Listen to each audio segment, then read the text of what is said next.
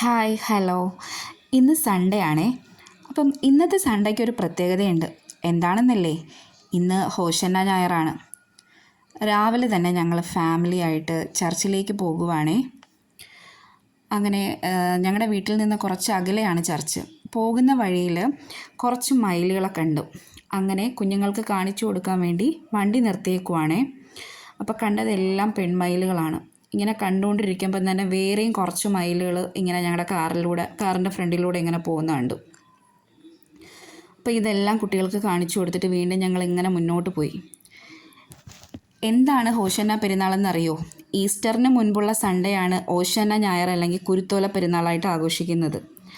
ഓശാന ഞായറോട് കൂടി ക്രൈസ്തവ സഭകൾ വിശുദ്ധ വാരത്തിലേക്ക് കടക്കുന്നു.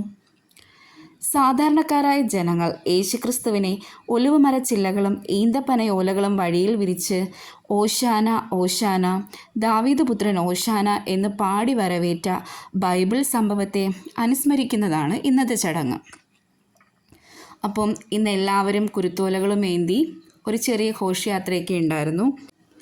ഇന്ന് ലഭിച്ച ഈ കുരുത്തോല ഒരു വർഷം വരെ എല്ലാവരും അവരവരുടെ വീടുകളിൽ സൂക്ഷിച്ചു വെക്കും.